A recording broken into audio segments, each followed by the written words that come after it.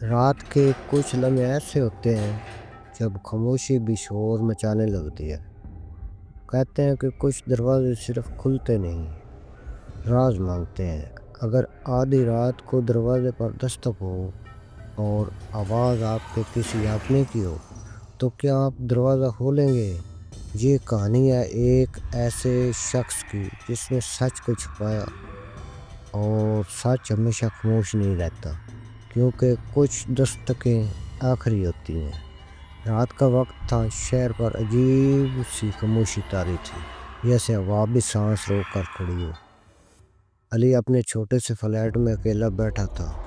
سامنے میز پر ایک جلتی ہوئی بتی اور دیوار پر ٹک ٹک کرتی گھڑی، جو بار بار اسے یاد دلا رہی تھی کہ رات کے 12 بجنے والے ہیں۔ علی کو راتوں میں نیند نہیں آتی تھی، خاص طور پر اس دن کے بعد جس دن اس کی ماں مریم کی موت ہوئی تھی۔ یوں ہی گھڑی نے 12 بجائے، ٹک ٹک، دروازے پر دستک ہوئی۔ علی چونک گیا، دل زور زور سے دھڑکنے لگا۔ اس وقت کون ہو سکتا ہے، اس نے سوچا۔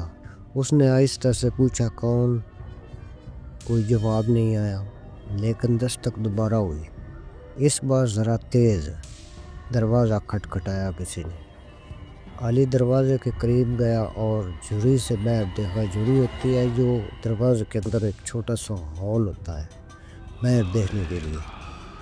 سامنے اندھیرا تھا، ایسا گہرا اندھیرا جیسے کسی نے روشنی نگل لی ہو۔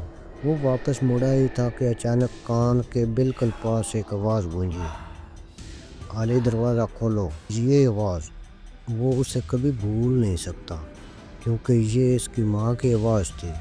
علی کا جسم جیسے سن ہو گیا۔ اس کی ماں تو 2 سال پہلے ہی مر چکی تھی۔ دروازے کے نیچے سے آہستہ آہستہ پانی یا خون جیسا کوئی سیاہ مائع اندر آنے لگا۔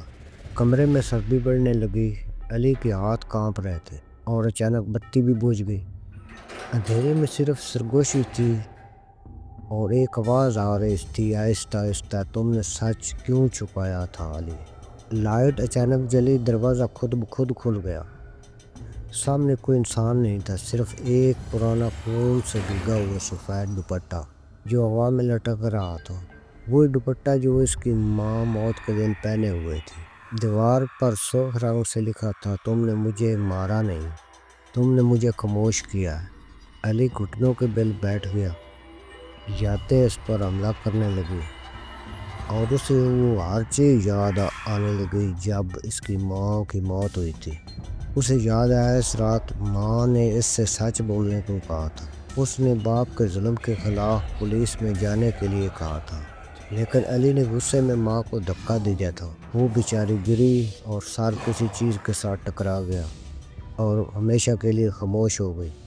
جب پولیس آئی تو پولیس کو بتایا گیا کہ یہ محض ایک حادثہ ہے، ان کا پاؤں پھسلا تھا جس کی وجہ سے یہ گر کر ہلاک ہو گئی تھی۔ کمرے میں آئینہ ٹوٹا، اچانک آئینے کے ٹکڑوں میں علی کو اپنی ماں کا چہرہ نظر آیا۔ اس کی آنکھوں سے خون بہہ رہا تھا، ہونٹ ہل رہے تھے، اور وہ کہہ رہی تھی کہ اب میری باری ہے۔ دروازہ زور سے بند ہوا، کمرہ گھومنے لگا۔ اگلی صبح پڑوسی نے پولیس کو بلوایا اور پولیس کو بتایا کہ اس فلیٹ کے اندر رات کو چیخوں کی آواز آ رہی تھی۔ پولیس نے جب دروازہ کھولا، علی کی لاش کمرے کے بیچ پڑی تھی، گردن پر انگلی کے نشان تھے۔ دروازہ اندر سے بند تھا اور کھڑکیاں بھی بند تھیں، لیکن آئینے پر آخری جملہ لکھا تھا، سچ ہمیشہ واپس آتا ہے۔ جب پولیس واپس جانے لگی تو ایک سپاہی رک گیا۔ اس نے چونک کر کہا، سر، دروازے پر دستک ہو رہی ہے، ٹھک ٹھک۔ لیکن اس فلیٹ میں اب کوئی زندہ نہیں تھا، اور اگلی دستک پتہ نہیں کس کے لیے تھی۔ گائز، یہ تھی ہماری آج کی کہانی۔ چینل کو سبسکرائب کریں، ویڈیو کو لائک اور شیئر کریں۔ ملتے ہیں نیکسٹ کہانی کے ساتھ، تب تک کے لیے اللہ حافظ۔